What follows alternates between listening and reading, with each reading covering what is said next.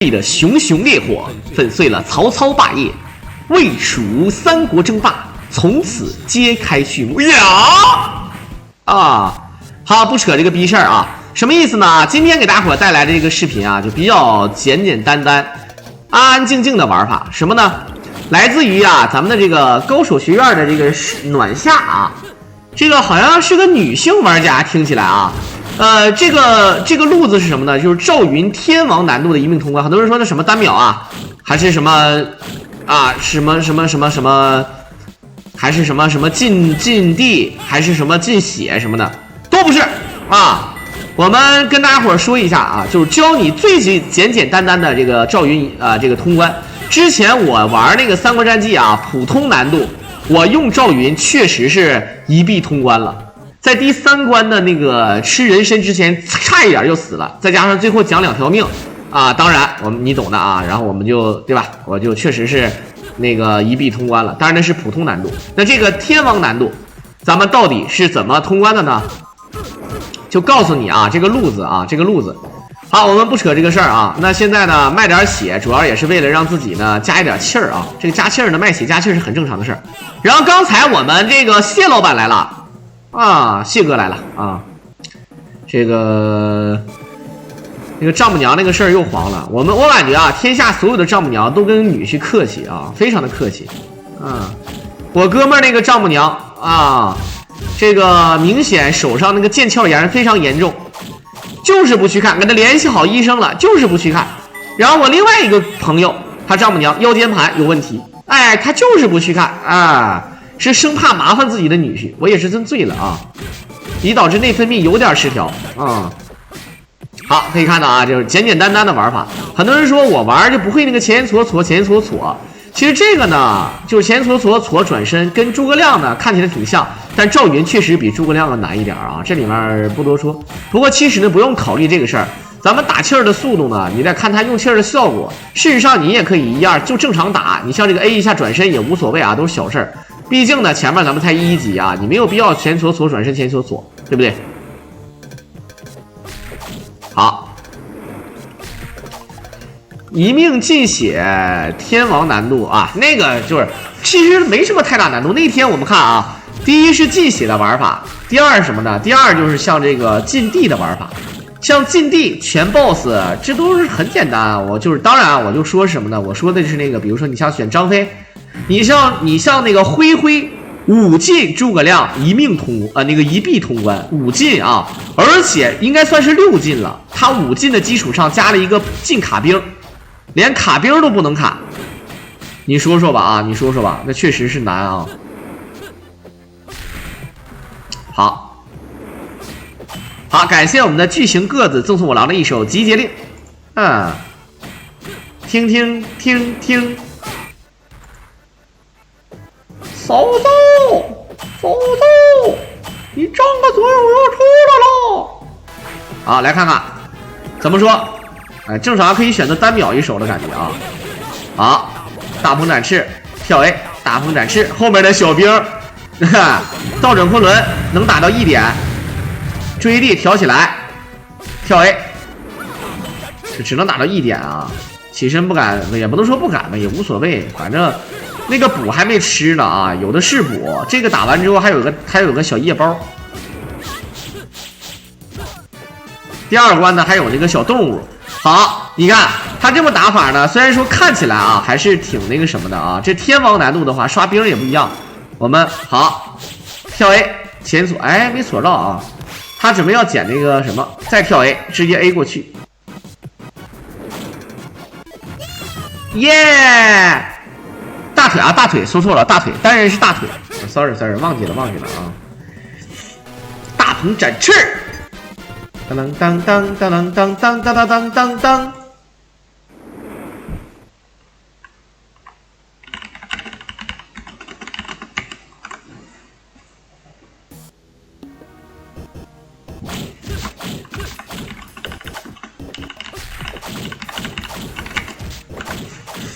好，来看看第2关，这都是比较简单的啊，当然这个就不需要你学了。像这种无限鞭尸这个东西呢啊，你学会了之后呢，难了不会，会了不难，再会它也不是无限连，除非是 TAS。因为那个你有的时候你会发现啊，你时间一长，你就有点思维固化，到时候你节奏一个不小心就会断啊，非常嘚儿啊。天王一命难度也不大，当然不大了。但是对于菜鸟来说啊，别说天王一命难度啊，就是普通一命难度也挺大的啊。你像我，作为鸟中鸟，就是菜鸟中的菜鸟，我基本上属于什么呢？基本上属于你让我玩的话，只有用诸葛亮才有机会一命通关，还是普通难度啊。天王难度一币我都通不了关。当然呢，天王难度的话，用诸葛亮可能有机会啊，可能有机会能一币通关。好，那个灰天关羽天王进血那个我做过了啊，我连他诸葛亮的5进我都做了，我操！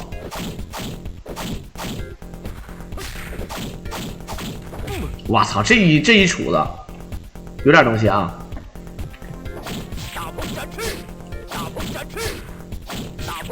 我狼多久办一次粉丝见面会？哪有能力办啊？我穷的跟狗一样，不得不承认啊，说出来你们可能不相信。昨天晚上我播了大概是4个小时，然后收入9块钱，我操！啊，虽然说呢，我还是非常感谢这个咱们各位小伙伴的支持啊，支持白嫖啊，支持白嫖。想当年，你知道德云社，你像老郭老拿这个梗来说，老郭说什么？老郭说有一天办这个相声场，对吧？全场只有1个人买了票，那你1个人买票了，你得买呀。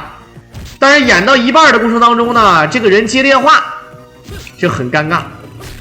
那是老郭非常惨的时候啊，非常惨的时候，对吧？哎，所以说啊，实话实说啊，只要功夫深，只要你能够，对吧，挺得住啊，积极向上，基本上啊都是有收获的。你看我这一句卖惨，我们葡萄哥怎么说？葡萄哥直接一手摩天轮，哎，这是吧？哎，你就是不要不要脸，就是啊。没睡啊！刚才我们小狼的情妇也来了，小狼的情妇2手这个集结令，好，1-2大鹏，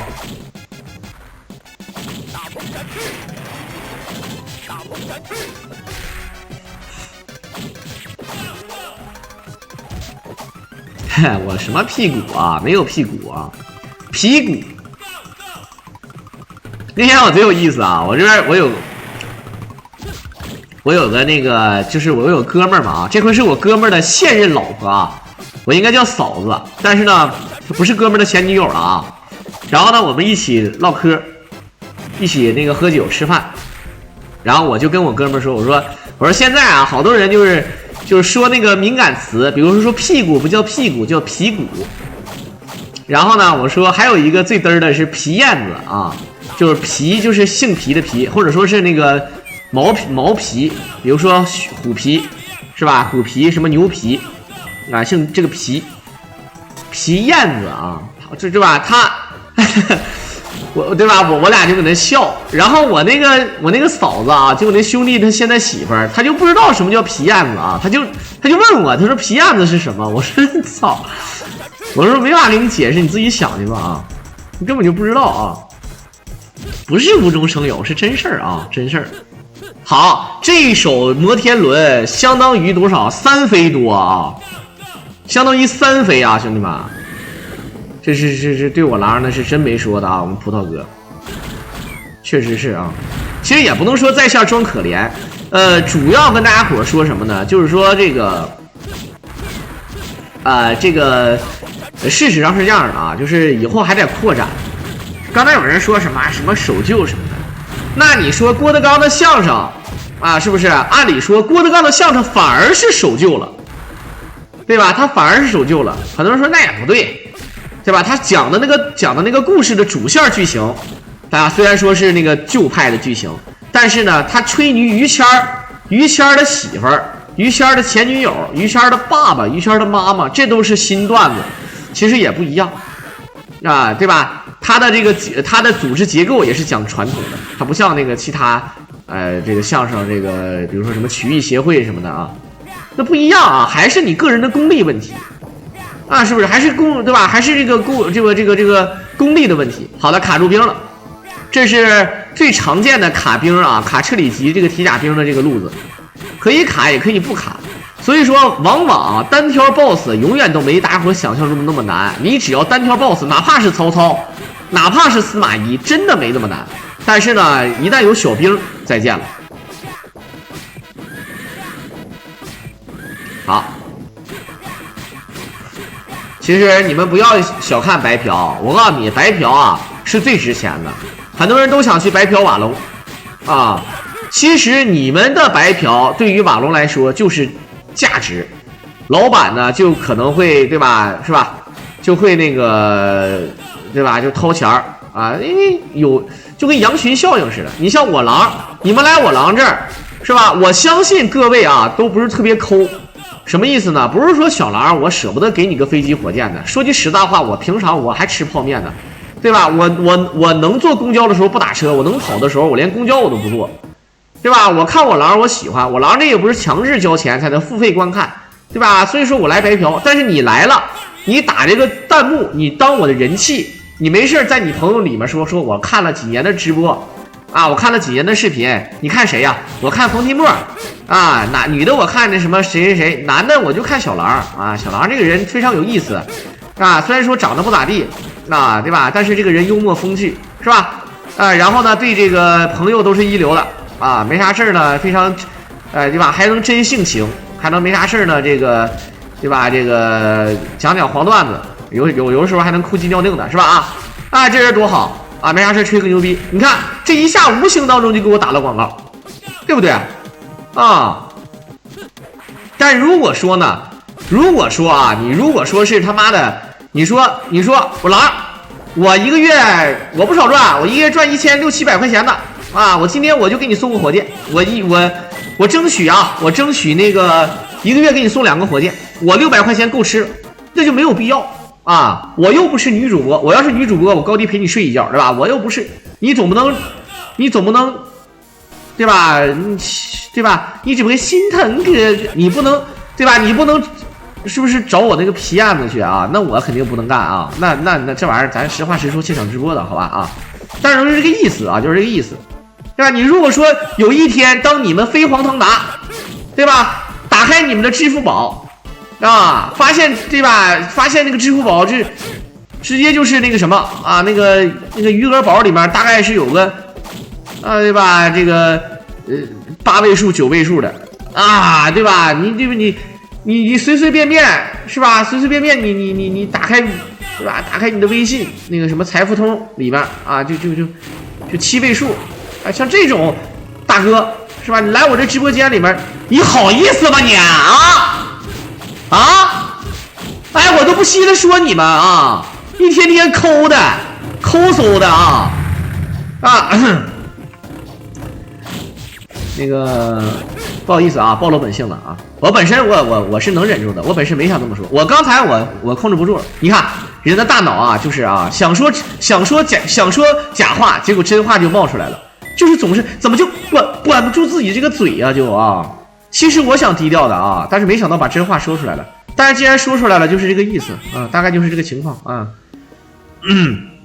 好，我们看看啊，当然啊，我跟大家伙讲，其实是这个意思。你像我记得啊，之前有一个哥们儿，对吧？有一个哥们儿经常给我送办卡，说小杨，对吧？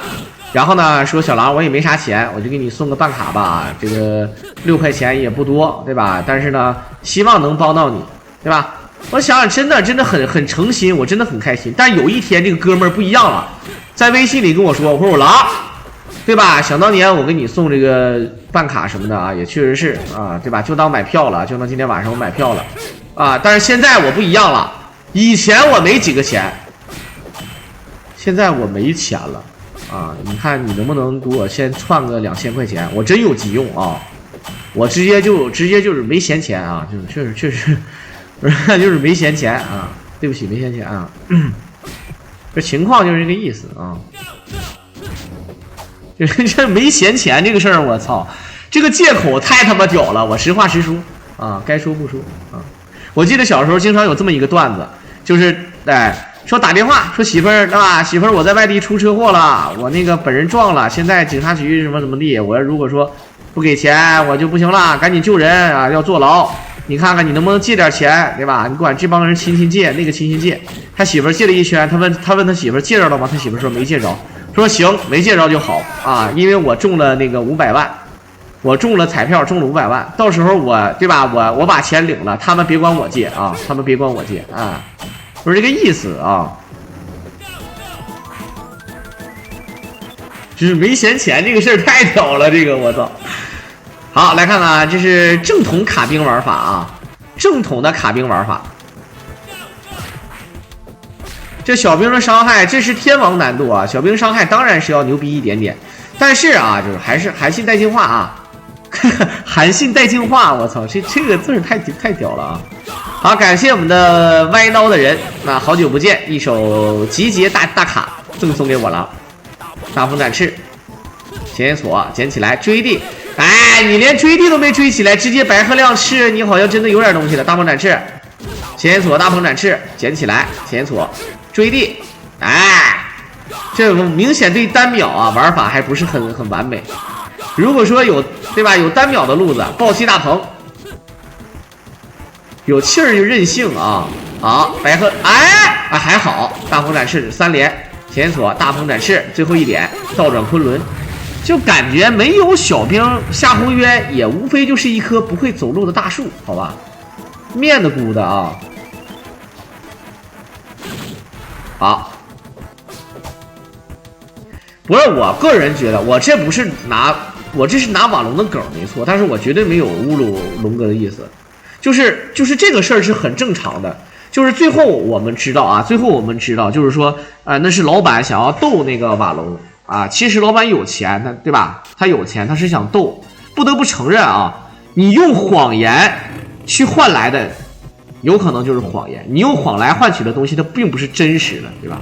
虽然说我们知道是真实的，我们知道是真实的，但我就说这个意思，对吧？永远不要试图去拷问人性，对不对？你比如说今天你对吧，有个老板想要测试我狼，说狼啊，对吧？我都给你刷了这么多礼物了，对吧？我给你刷了最起码得有个5、6千了吧啊，或者2、3千了吧？你看你是不是那个我现在有点事儿，你借我5000块钱，我真有急用。我说句实话，我可能考虑第一件事是不是老板的号被盗了，被骗了啊？我是不是得打个电话，我问一下，对吧？我得咨询一下，我说别是电信诈骗啊，比如说你号被盗了，或者说是你被威胁了等等的，是不是？或者被骗了，我得问清楚啊。咱不是说咱们抠，因为我真实的这个经历上是这样的，就是我在那个青岛。有一个哥们儿啊，有一个这个小哥们儿，就是说这个也是在网上认识的，看我直播，他喜欢玩酒吧啊，我也解说酒吧。然后呢，这个哥们儿呢是个工厂的小老板，没有什么大钱啊，在青岛，但是呢几百万的资产。然后呢，后来呢公司运营不是很好啊，就是直接清算了。清算之后呢，因为他是做这行有点夕阳了，但是呢还是有巨头的。他呢有这个创业经验，他就跑到另外的公司。也是同种类型的公司去当这个，对吧？当这个算是经理，也算是有收入啊，也是年薪也能达到个几十万的，在青岛也算不错那种。然后呢，这个哥们儿呢，我去过2次青岛，第一次呢是我自己去的，然后带我玩，又安排吃饭，安排唱歌，又安排这个去什么奥帆中心，什么这个地方那个地方的去玩，然后全程陪了我2天，应该算是2宿3白天，啊，也2个半白天吧，因为那个白天我就直接坐那个飞机飞回那个牡丹江了，是这个路子。然后第二回呢是什么？第二回呢是我们那个山东招远有一个老板，当时的老板他想赞助那个拳皇那个比赛，但是他想让把这帮人，就是把这帮高手。什么黄奕，然后叶枫还有新颖，再加上我作为解说，我们4个人邀请到山东招远啊去玩。他是本地的一个老板，然后他那个在澳洲开那个酒庄的啊，然后再有这个还有很多产业，还有那个什么那个叫什么来着？那个橄榄油啊，他就是生产这个。然后呢，在家里面还有那个宾馆，这管我们住都是自己家的宾馆，一个大宾馆，确实是大老板啊。这个大老板呢，就我们飞机只能飞青岛，然后呢，他派一个人呢开那种那个车，然后去接我们去啊，开的应该是一个雪佛兰的那种商务，然后呢去把我们接回去。然后接回去之后呢，我们对吧？我们就是先把正事干了，完事之后呢，就是要回来，也是要从青岛起飞。然后我们从青岛起飞呢，飞青岛，就是我这个哥们儿啊，这个哥们儿又来招待我们，车接车送我们所有人，包括这些高手啊，送到这儿送到那，还带他们去那个旅游，也是啊，该花钱花钱。但是那个时候呢，我也没啥钱儿，我那时候就是刚干直播的时候呢，还没有像现在有这个礼物。他就是后来他是患什么呢？得癌症，啊，化疗那种，得癌症了。然后呢，这个确实很难。说句实在话啊，我就他已经算是花了不少钱的，也借了不少钱了，也确实没招了。我呢跟他算是有交情的，线下是认识的，对吧？也见过2面了，也确实跟我狼说难听点，人家对吧？你说是粉丝，其实就是咱们交朋友。后来呢，我是经过我认证了好几次啊，发现他不是被骗了，也不是他赌博，他确实是对吧？确实是这个。就是生病了啊，因为如果是他赌博的话，这种钱你不要给，你给他其实是害他，你知道吧？我呢，我说多了我给不了你啊，我给你2000块钱，这2000块钱我打过去了，这是唯一的我一次啊。我这人呢不愿意管别人借钱，我也不愿意借别人钱，因为借钱这种事儿吧，倒不是说好像我抠，我不愿意借钱，我也不借别人钱，我不愿意麻烦人，我这种人啊，就是我不太愿意麻烦人。但是呢，我该麻烦人的时候呢，我就觉得我就欠人情。我跟你说，什么东西最贵？人情最贵。你像我们刚才那个医者小谢，就是我们牡丹江的那个，我们现在处哥们儿啊，他是牡丹江那个骨科医院的那个大夫，我经常有事儿就找他，对吧？我妈这个骨质不太好啊，腰不太好，我也找他看，真事儿啊，这都是人情。我我领，对吧？对吧？我绝对是要领这个情，我要还，我怎么还呢？我也要用人情去还啊！人交往这东西，倒不是说我这个好像那种像交易似的，倒不是那种，就是咱们交朋友啊，不是说非得图人什么东西，但一定要领这个情，对吧？所以说呢，但现在呢，我不知道这个老哥怎么样了。说句实话，咱们真没有能力去帮这个老哥。我但凡啊，我要有个几百万，我能拿出来10万块钱给他，这算不错的，兄弟们，真的啊，因为每个人生活都不一样。是吧？这个不能算萍水相逢，但是也不是那么那啥。但是呢，我当时的资产大概是有个3、4万块钱，真的啊，就2014年的时候，那对吧？3、4万块钱，我也确实是没办法，我也就给他2000，因为我当时还想买房，还想买，对吧？还想那个买一套那个电脑直播的设备，我不知道大伙能不能理解我说的啊？好的，他天遁书他不要了，他觉得这本天遁书是没有这个隐身衣重要啊。如果你归着拿那个什么将军印去苟也可以，但是没这个必要啊，还是隐身衣吧啊，省隐身衣就好了。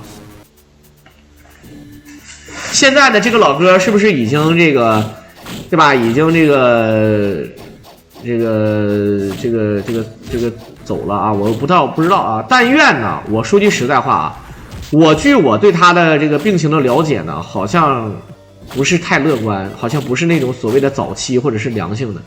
所以说呢，有的时候吧，人生病了，他并不是说一直活下去就是好的，因为太痛苦了，对吧？太痛苦了，有的时候，对吧？你像咱们看那个《我不是药神》里面那个，对吧？这个每次一到那个治疗的时候，感觉就跟要命一样，就是哀嚎那种，是吧？我当时看那个《我不是药神》的时候，我也考虑到。就当然他那个并不是所谓的那种癌症或者什么的，可能是另外的病啊，咱就说这个意思。然后呢，就是这个情况，所以说我的想法，我就觉得吧，所以说人活着啊，咱们该享福享福，对吧？对吧？该快乐快乐，也不要太守财了，也不要太那个觉得太悲观啊，什么哎呀，我现在我必须得攒点钱，要不然我老了怎么样？谁都说不上怎么样，对不对？那古代那些皇帝，那秦始皇也没活到什么太大的岁数，是不是？啊，对吧？咱们那个，你像那个有好多人啊，这个你对吧？都是那个，你像那个什么张学良，他又抽烟又喝酒，他还活100多岁，那是吧？这个真的是很难啊！我实话实说，那你像咱们很多是，你包括国家领导人，包括美国总统，他也没说活100来岁啊。所以说啊，这个事儿吧，觉得就是看开点啊。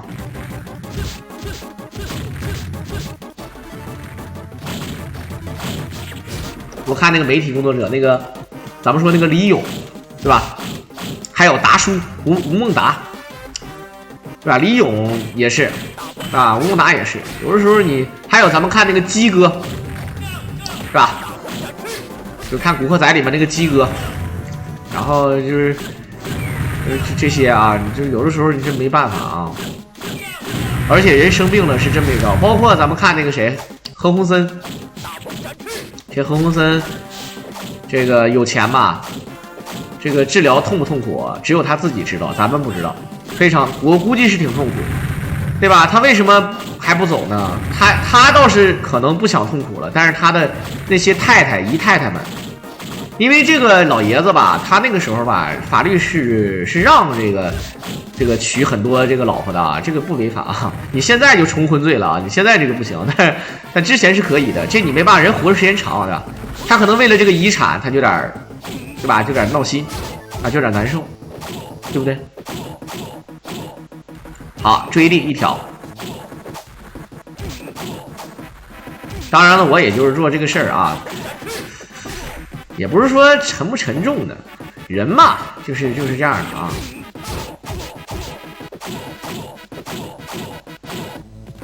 咱们看那个叫百善孝为先，对吧？他要看什么呢？这个孝是重要，但是要看这个人是心里面孝顺还是行为上孝顺。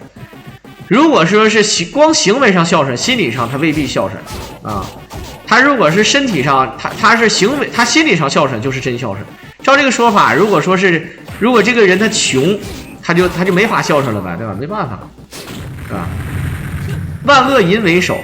这个淫呢，是你看它是身体上的还是这个心理上的，对吧？都说是万恶淫为首啊，这个淫可以造成，对吧？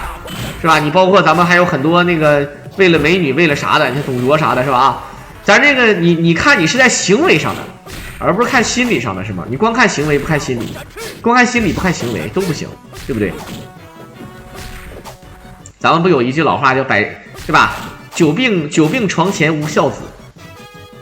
现在就经常啊，现在我发现，就我们80后啊，是真的慢慢的就要步入这个事儿了。想当年咱们父母的时候啊，都是子弟非常多啊，子弟非常的多啊，他就对吧？他就非常的这个喜欢这个吧，他也不能说轻松，那个时候也养活过来的人都是经历过对吧？这个饥饿啊，贫穷到小康到致富到现在。都有互相可以管一管。现在你看我这独生子啊，传说中的独子啊，这就很难受了。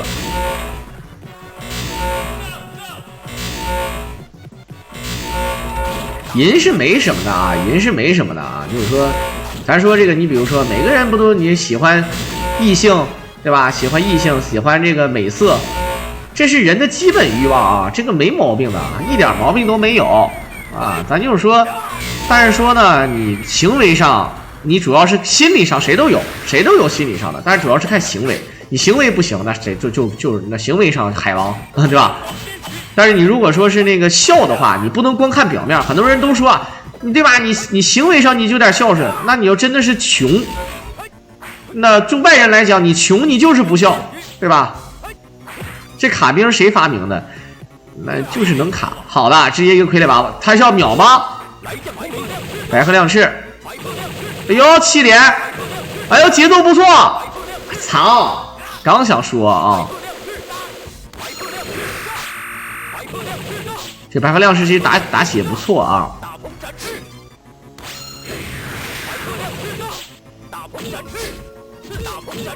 好，百善孝为先，妈妈买包烟。哎，这个第4点贴身打不到啊，这个真的很恶心。你看这个玩家并不像是那个高手玩法，他玩的还是比较随意的。这就是我发布这个教程啊，这最金牌的教程，最简单。你看连招，对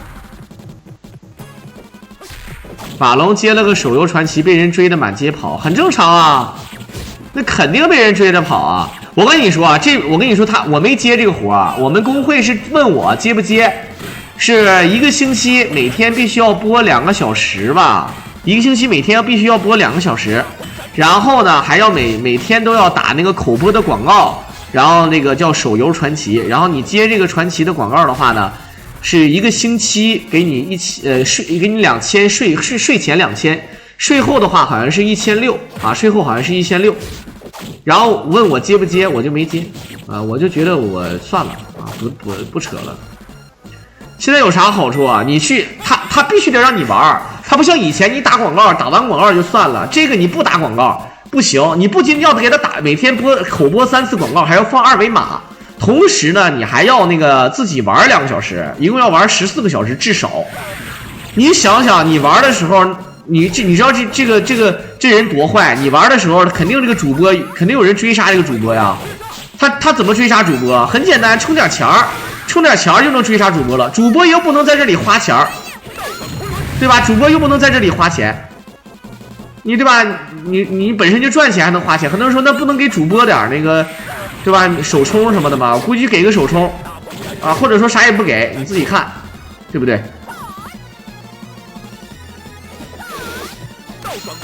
好，这个确实啊，你看啊，他玩了银神1吧，哎，其实他赵云打这个貂蝉啊，确实不是特别好打。怎么打呢？因为他1-2，你像我都是1-2-3直接大鹏那么打，他如果前搓这个搓远了就不好打了。这个貂蝉他妈的反攻太快。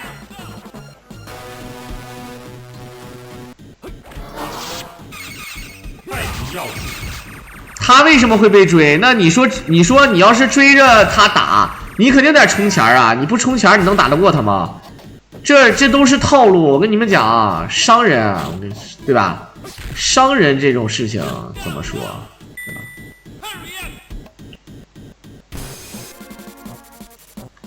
金匮要掠怎么不用？没必要啊！你看他现在不用金匮要掠，现在血已经满了呀。他打死 BOSS 就加血。其实那个隐身1没啥用啊，你最后你打那个打曹操，说白了你就打那个司马懿用，曹操可能都不需要，你可能留着都多了都。三国战记等级有什么用？那你当然有用了。等级解锁新招式啊，解锁招式的那个段的不一样啊，攻击速度，有的人是攻击速度，有的人是招式段位。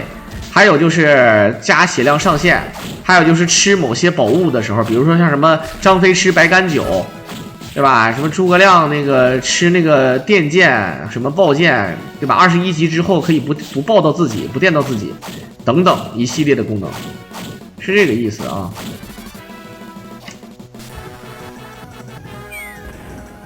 我是不准备接啊，我觉得不是说给的钱少，我就觉得我不能这样的啊！我以前已经做过错事了。我记得我有一年刚做直播的时候，我还做那个什么每日兼职的那个广告，我当时真的不知道是骗子。我当做到第2天的时候，我就知道原来是骗子呀！我操，我就不做了啊！然后后来又有一个人告诉我说你是我说你这是骗子吧？他说是骗子。我告诉明白，告诉你是骗子。我也是接的代理，我说啥意思？他说你就挂，你挂的时候，你甚至可以在这个上面写上这个是骗人的，你可以告诉大家伙这个是骗人的，但是你只要挂上，他就给我钱，然后我就给你钱，反正你干不干？然后我挂了1天，然后就有人微信问我你那是真的假的？我说我都说了是假的了，然后他还要问，然后第2天我又不干了啊！我觉得我赚这个钱心里不踏实啊，就这个意思。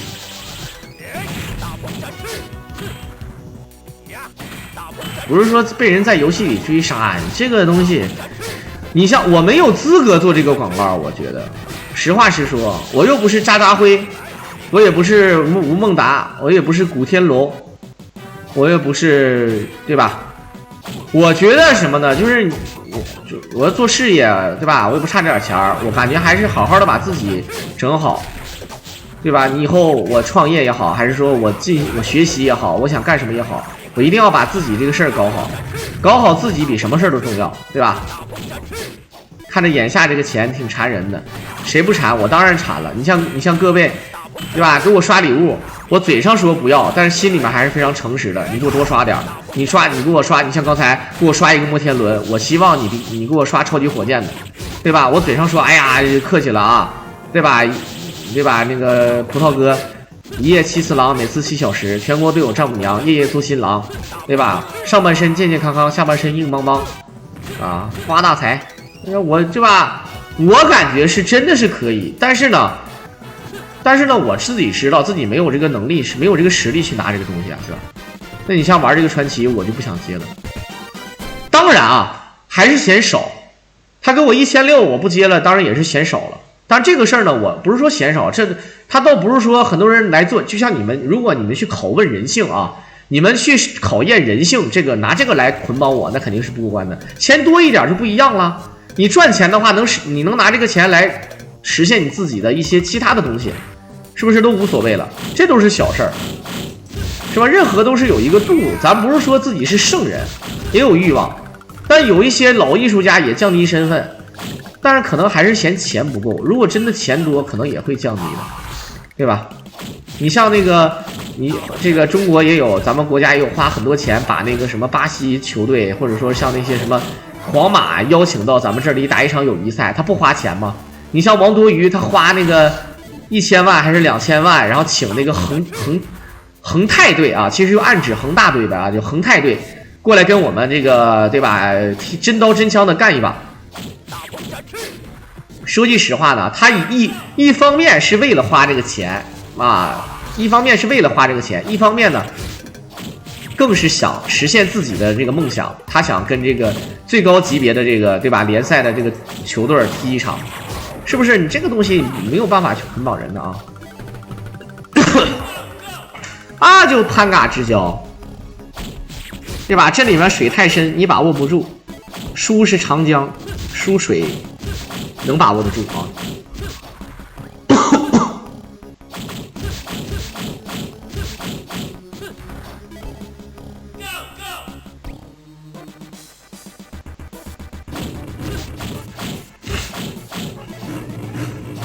我不是感冒了吧，兄弟们？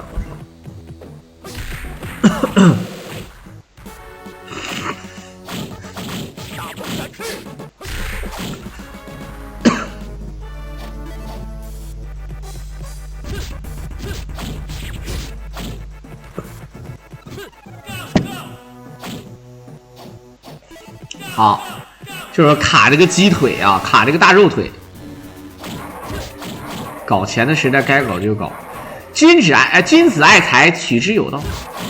其实也一样啊，你像我知道开服的套路啊，我不想坑大家伙吧，其实主要也是，因为我之前说难听点，我不想坑大家伙，那他妈我自己开传奇私服的时候，我怎么没想到这个事儿呢？不过我自己开传奇私服啊，说句实话啊，确实是我坑了。他妈我那个数据丢失了，我也没啥经验，没有那个管那个数据安全的专门的人员。当然呢，那个时候人气也就那么回事儿啊。如果说是好好，当时我直接转型做传奇主播，我告诉你，我一定是最火的传奇主播之一啊！咱不敢说是第一火，但是绝对是最火的其中那个团体的一份子。我自己就开服了就，什么版本的各种对吧？长期服、短期服的、怀旧服的，什么各种特色服的。你像我那时候我做那个版本多有意思啊！对吧？大蛇，对吧？又有大蛇，每一个装备都有一个特色的技能啊，什么大蛇宝石、七家社的头盔啊，八尺琼勾玉就是复活戒指属性啊，复活戒指属性，然后再加上那个对吧？七家社头盔是加什么？加那个它是干涸大地嘛，它就加彻地钉。你有那个的话，可以多一个技能，彻地钉的技能啊。克里斯手镯呢是无论你什么职业，戴上这个手镯就多一个技能叫群毒术，你可以放群毒。啊，包括呢，还有一些像什么啊，草剃剑，对吧？草剃剑，啊，还有那个八尺镜就是那个千鹤的那个神器，带上八尺镜之后可以练分身术，可以召唤出一个免费的英雄，然后出来帮你打，对吧？我不知道大家伙有没有印象啊？也相当于微变了，基于180上的微变，比那个开天战神上面就多了一套装备，就多了我这一套装备。那是可是2014年我做这个视频啊，那是2014年的时候啊。现在的版本也很多，我现在有个特别好的朋友，当年我那个版本就是我让他帮我代理制作，然后我当然方案是我出的啊，然后现在他自己做那个滚服，什么滚服呢？什么叫滚服？就一天开好几个区啊，然后呢这个换版本，过一会儿这个区就黄了，换成其他的版本，然后呢也没什么那个什么首充什么的，就是你办年卡啊，年 VIP。比如说月卡是多少钱，或者说你这单服你也可以充20，你给我转20，我给你开，啊，微信转账我给你开完之后呢，怎么的，你就有这个，你就比别人多一点点东西啊，就多一点爆率，就别人的爆率可能是1000倍，你的爆率是10000倍，我不知道大家能不能理解啊，就是这种服，然后你可以办年卡，年卡的话就是超级 VIP 啊，可能比别人再多一个先天的就捆绑性的一个勋章或者车号。但是呢，这个车号呢也变态也不变态，反正你打装备，这样你爆率别人是5000倍，你可能是10万倍，我操！人家打一下爆一小圈，你一下爆一屏幕，我操！反正这个意思啊。好，这里面咱们看看，可以选择打，也可以选择不打，哎，不打也无所。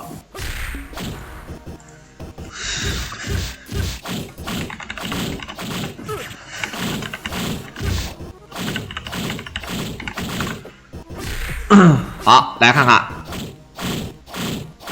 一顿 A， 其实想打的话，不需要说那个非得用道具啊。就是咱们如果用 TAS 的话呢，比如说用赵云，你赵云打这些怪啊，就一顿前锁单 A 前锁单 A， 基本上就死了。只要你从一点都没有失误，一点失误都没有。或者像最简单的就是直接 A 完之后大鹏展翅，把所有兵放到一起，单 A 大鹏展翅，前锁大鹏展翅，前锁大鹏展翅，啊，前锁大鹏展翅，那必死啊！这些怪必死，就说这个意思。他不要破阵，因为打死吕布也没啥用，那3本盾书用处不大，对吧？你可以有教你啊，怎么跳左慈，跳左慈也没什么难度啊。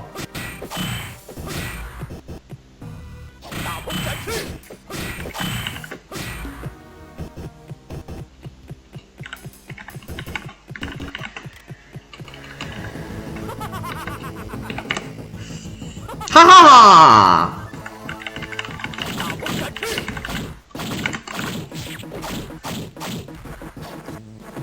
当当当当当当当当当当当当当当当当。好，你看，明显是想要让沙漠科出来，让这个沙漠科出来的话，这个沙漠科啊，然后我就那个什么了啊，让他出来，出来的话呢，我就这个准备跳，你看，我就准备跳了。能理解啊，一会儿用余孽来跳。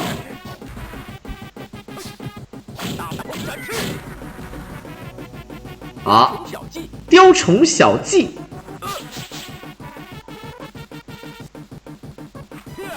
定住一个爆气，百合亮翅跳 A， 然后大鹏展翅落地倒转昆仑。这一套伤害啊非常高，血杀1点。好，定住了之后，我们看看啊。叫太清南京吗？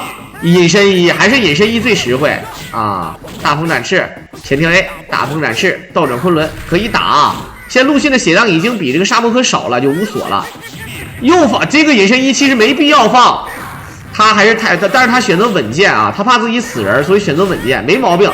我建议各位的时候也可以这么放。其实隐身衣，他到后期，我个人感觉啊，也就没那么难。你不会打左慈，你是真的可以跳的。你只要你不会打左慈，真的需要跳，放2个隐身衣不磕碜啊，不丢人。因为隐身衣到最后打曹操，我个人感觉还是挺简单的啊。如果你玩普通难度，那打曹操可能连小兵都没有，3条小兵就干就完事了。小的们看招啊！啊！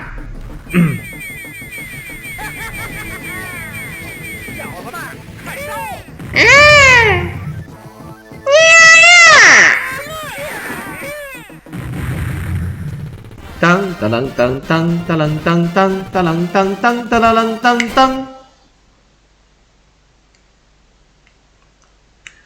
唉，睡吧，都已经10点半了还不睡啊？10点半了还不睡，是不是不给面子啊？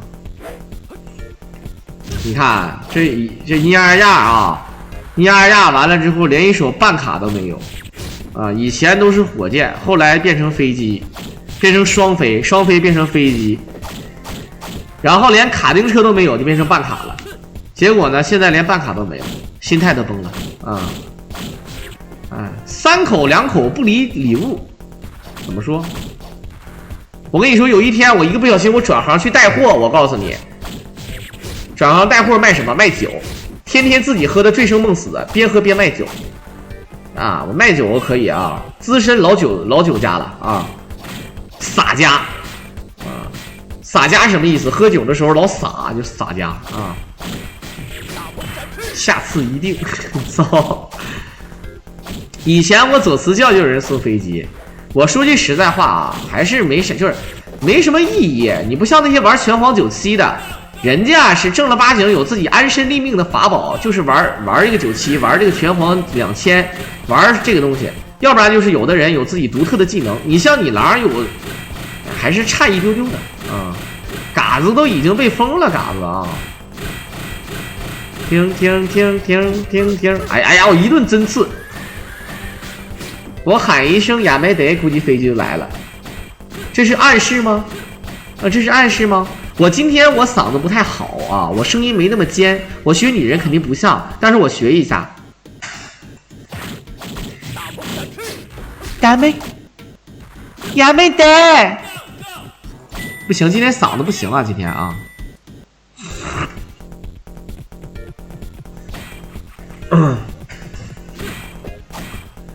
噔噔噔噔噔噔，哥哥。啊！你骑着小电动车带着我，你女朋友不会揍我吧？好可怕！你女朋友不像我，我只会心疼哥哥。我操，这个升级有的时候是真嘚儿啊！很多挨干的时候都是因为升级的时候才挨干的，老嘚儿了。森弟嘚儿啊，就是泰森的弟弟叫泰嘚儿的意思。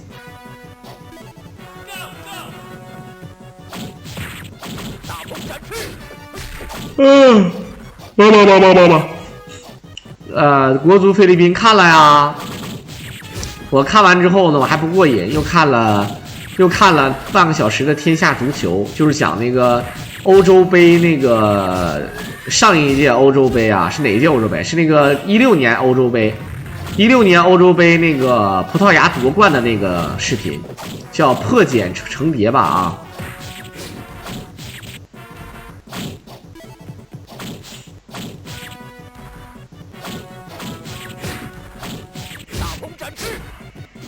好，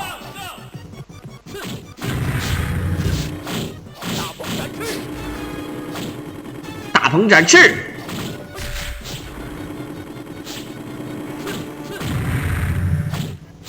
这个兜车往前冲，扎的人这个老惨了，是不是啊？当当当当，谁敢惹我？哎，没打着，太嘚儿了，这个能不能打着？那打着了，这回打着了。哎，没打着，非常惨。好，打着了。哎，这个炸这一下血量是非常多的啊。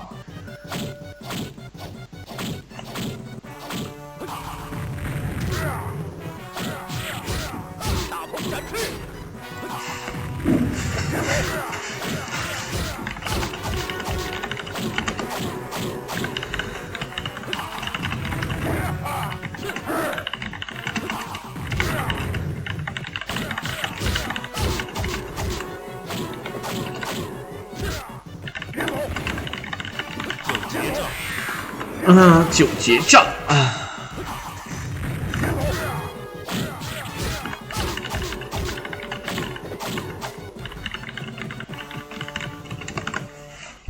当当，一个走。许旭啊，正版就是许旭，绞丝旁外加一个者。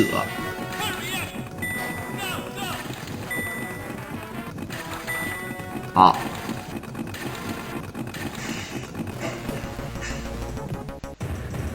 噔噔噔，杜如太狠了，真的。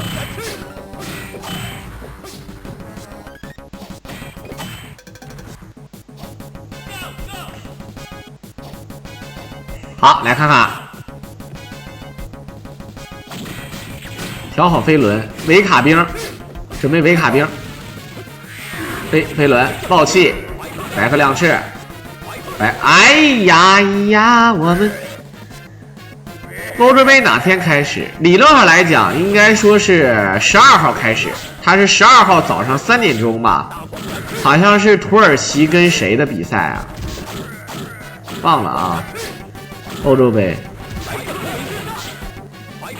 你可以选择在12号早上1点钟看完中国跟马尔代夫的那场比赛，中国对马尔代夫那场比赛完事了之后，正好接上欧洲杯，哎，非常狠啊！看刀，哎，再打一步那兵就出来了，太狠了啊！看招，看招。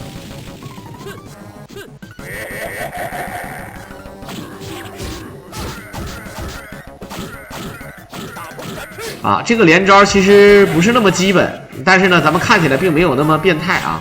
他这个玩法其实你也看到了，有足够的时间是可以归着打死这个黄盖的，反正又没有小兵，对吧？反正又没有小兵。当当当当当当当当当当当当。亚洲是4.5个，4.5个名额。12强赛6个分为一组，每一组呢是前2名必出现啊，也就是说4个名额是每组的前2名。然后呢，每组的第3名呢，他们两个要打一场，他们两个胜了之后，啊，他们两个获胜了之后，这个获得这0.5个名额之后，还要再跟其他州的这个0.5个名额再打一场才能出现。想当年中国也有一次，对吧？也有一次，只要对吧？这个拿到了这半个名额，确实拿到了这半个名额，然后这半个名额呢，最后呢是跟新西兰，他跟新西兰打这场比赛，结果呢输给新西兰了。新西兰是大洋洲的啊，当时呢是大洋洲的，现在澳大利亚都归为亚足联了啊。好，这里面咱们走的是雷道，反正你也可以走，你打貂蝉的时候，咱们看到用了一个隐身衣，对吧？你打貂蝉的时候都用隐身衣了，所以说选择这么玩走雷道，也没什么丢人的。啊，也没什么丢人的啊。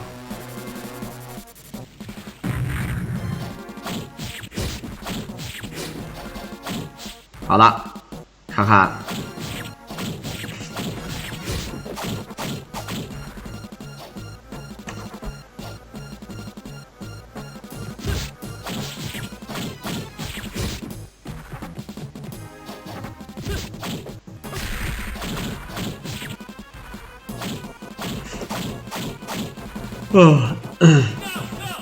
好，来看看这边埋锅造饭啊，走这个雷道有点东西的啊。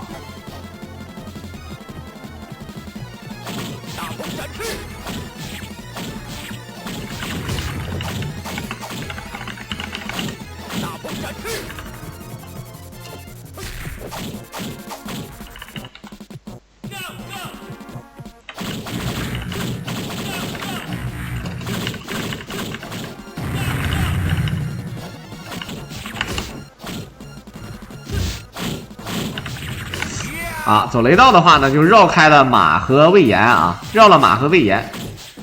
雷神锤怎么都有用，要不然对吧？就是用黄石公，虽然说赵云用不了，但是呢，这个小的时候因为赵云用不了黄石公这个事儿呢，我曾经还输给我朋友一顿火锅，因为当时我确实跟傻逼一样，我认为赵云吃不了黄石公，但是呢，哎，对吧？因为所以科学道理。想当年我们并没有约定是哪个赵云吃不了黄石公，事实证明黄石公虽然说赵云吃不了。但经过后面的改版，赵云确实是可以吃黄石公的。那有一个改版，赵云是可以吃黄石公的啊。当然呢，就是这个意思。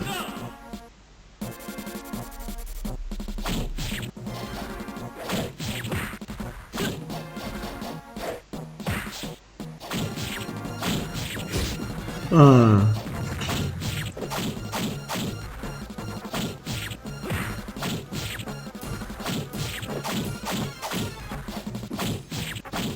哎呦，这2下就直接打死啊，2下就死。为什么打掉这个牌子会出现一堆雷？不了解。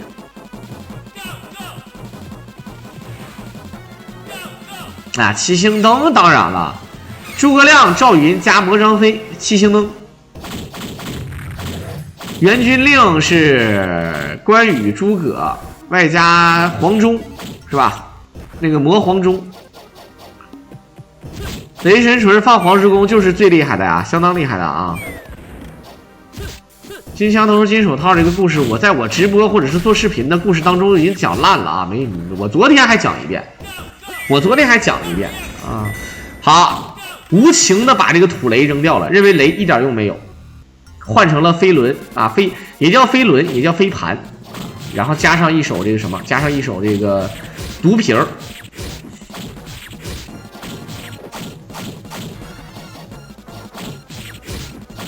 可以吃雷电戟，那怎么不说可以吃喵喵锤？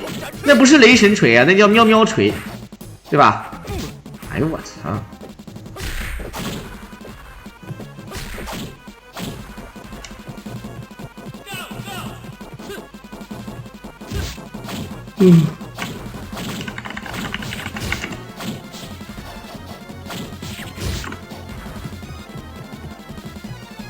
好，先跑。周过来，111，检索。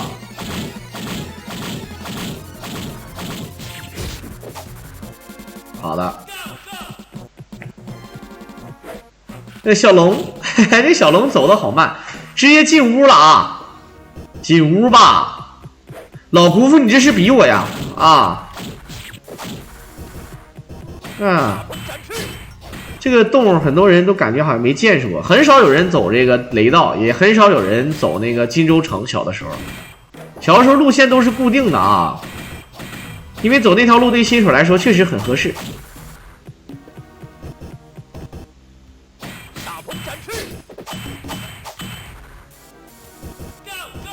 好，双张灵剑，哎，他这个设计的挺狠啊。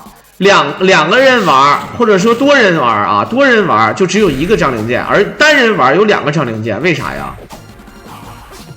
谁能告诉我？司马懿为什么毒瓶读不到？他能读到啊，他只是瞬间解毒了而已。哎，射一下，正常可以被射完之后再掉地下了。被射完之后还能啊那么掉地下啊，特别逗的。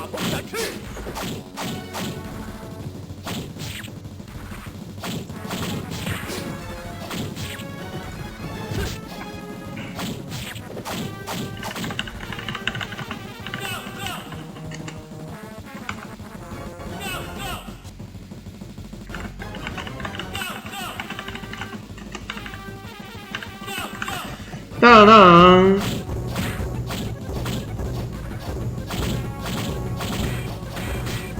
好，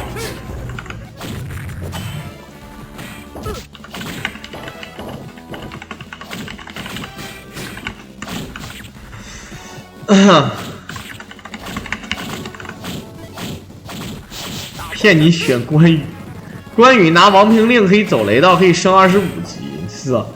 你都已经快结束了，升25级有啥用啊？25级也没啥用啊。这个在风云再起版本当中呢，虽然说也升不到25级，但是呢，它可以升到好几百级，那是 bug， 那是爆分了之后产生的 bug， 而原版最多就是24级，是吧？没有别的级啊。好的，卡兵卡住这个肥肥，这就是肥肥啊。关羽减免死就是招降张辽，可以选双张辽啊。啊，一只太清丹精张角金，哎呦吼！啊，小兔埋雷，哎，这个哎，就最简单的道具啊。好，小龙。来将通明，白鹤亮翅，直接倒转昆仑。哎呀，还要放，你都已经3颗气儿了，你还这个隐身衣放的，就我个人感觉其实也没啥用。这就是我说的，隐身衣不要省。你打那个跳索茨，你打陆逊，你没必要省。你看还有3个隐身衣来打这个曹操，这个曹操他妈看见你都世界哭了。还有赵安壮来打个单秒吧，兄弟啊！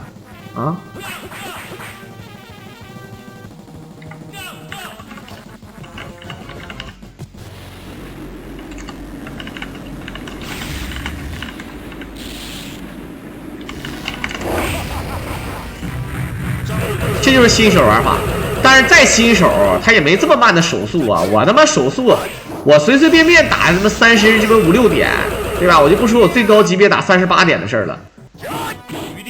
余烈，哎呦，这个可以啊！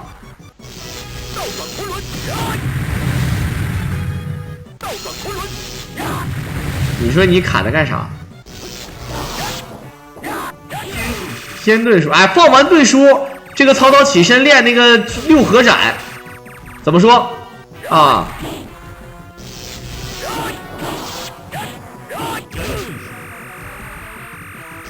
赵云，我诸葛亮是最简单的，我认为诸葛亮最简单。然后赵云确实对新手来说，赵云好像真的比其他的还简单一点。因为我都能过关啊，我虽然说是一臂通关，但是我说这个意思，你看他这个就是新手玩法，余孽，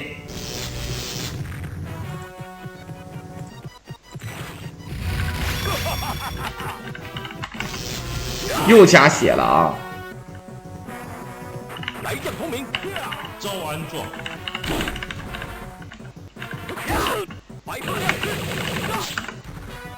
哎，赵安壮，你看这多爽！